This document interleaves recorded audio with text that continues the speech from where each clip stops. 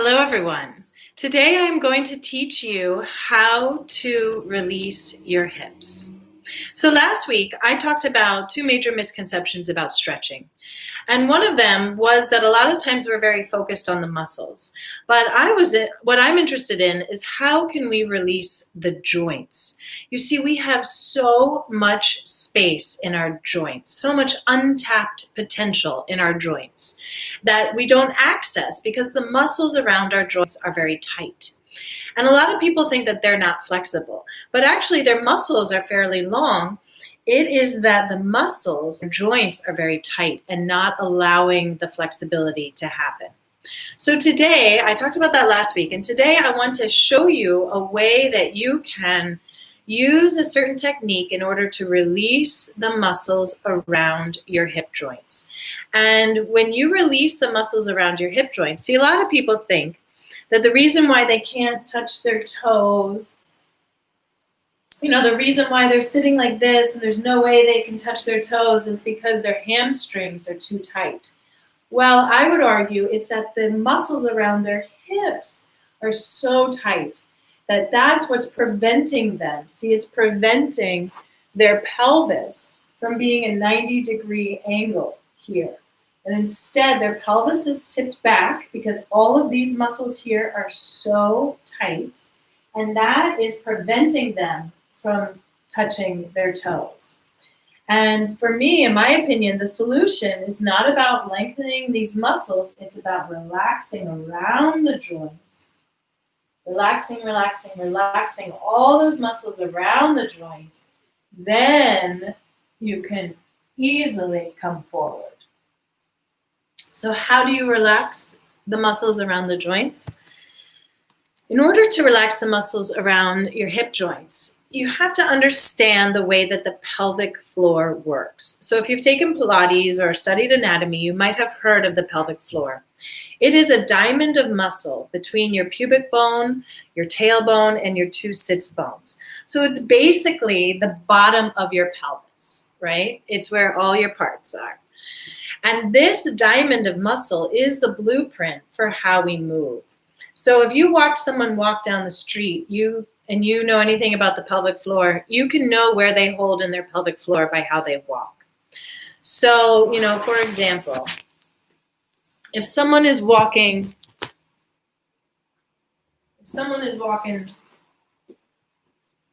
really to one side, that means that one side of their pelvic floor is very loose and one side is tight.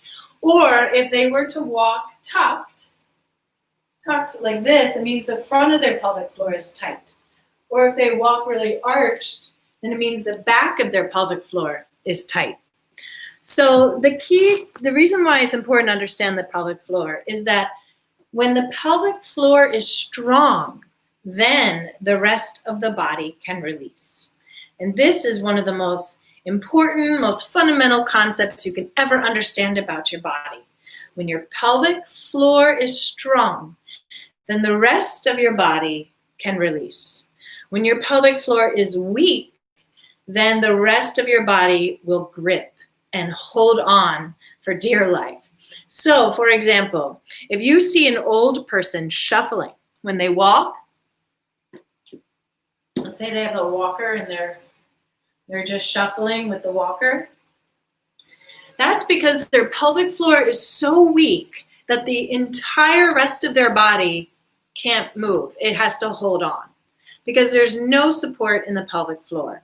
And this is really gross, but a lot of times, with older people, your organs can even start to fall down. Anyway, just keep active your pelvic floor. And then with the opposite of that, of the old person whose pelvic floor is so weak that their whole body is gripping, the opposite of that is a dancer whose pelvic floor is so strong that the rest of their body is open and free because they have so much support from their pelvis. So this idea, when you strengthen your pelvic floor, it's going to allow your hips to release.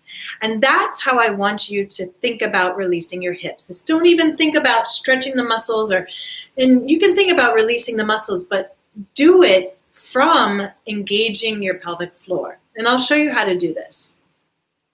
So in order to do this exercise I'm going to teach you, I want you to think about an angle, right?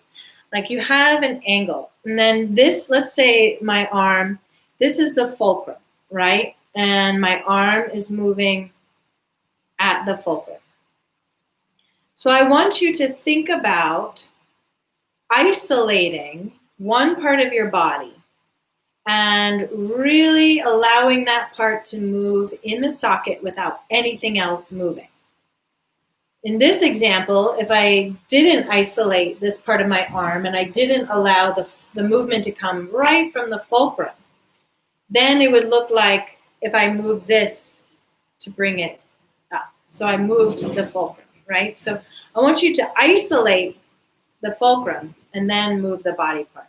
So with your leg, the way to do this is here you are. You're going to be lying on the floor. And this is your pelvis. Your pelvis, I don't want you to move your pelvis. And instead, I want you to try to isolate your thigh bone in the joint without moving your pelvis. So this is the fulcrum, and you're only moving the fulcrum. And the exercise I want you to do is I want you to engage your pelvic floor and see if by engaging the pelvic floor you can move the knee without moving your pelvis. So your pelvis doesn't move, you engage the pelvic floor, and then you can move your knee in the socket. And you're just massaging the muscles around the joint to release. So you might be wondering, well, how do I engage the pelvic floor? And there's lots of different cues if you've taken Pilates and such. But the cue I like is I like to think of energy coming up through my pelvis and up into my spine. So there's energy coming up, and you are gripping, like almost like if you had to go to the bathroom and you're holding or you're squeezing, there's some sense of squeezing. But I like to think about it more as movement of energy coming up through my pelvis. So in order to release your hips, you're going to isolate your pelvis. Don't move your pelvis. Feel the energy coming up and into your pelvis through the pelvic floor, and then see if you can isolate your thigh bone in the hip socket. And just do very gentle movement, as gentle as you can, and use that movement to release all the muscles around the joint. And what you'll find is that the more that you strengthen the pelvic floor, the more that the muscles around the hip are going to release. And again, the stronger the pelvic floor is, the more that those hips can release, because they know, okay, we're supported. We don't need to hold on to your life. We're supported by the very center of the body.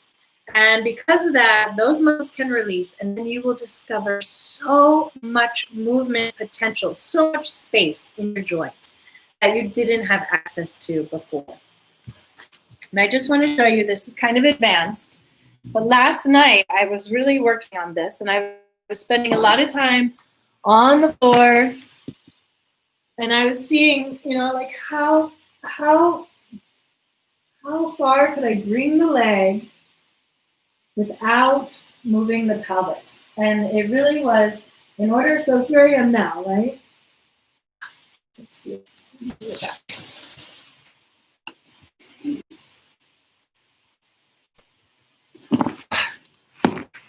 Okay, let me try this. So here I am now, and this is about as far as I can get, right? But instead of like stretching my leg to get further, I'm just thinking of engaging my pelvic floor, engaging, and that allows the hip to release even more.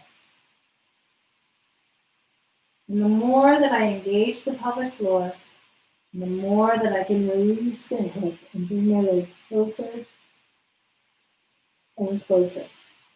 So I know this is kind of an advanced example, but that's the potential. When you have a really strong pelvic floor, you just allow the hip socket to release, and you will be amazed at how far your leg can go. But start small, and start by being very precise, where you're keeping the pelvis totally still and you're moving the thigh bone in the joint, and see how far you can get with that. And even if it's just 1 centimeter, that's great, but stick to keeping your pelvis in the same place, and don't compromise and move your pelvis in order to get your leg closer.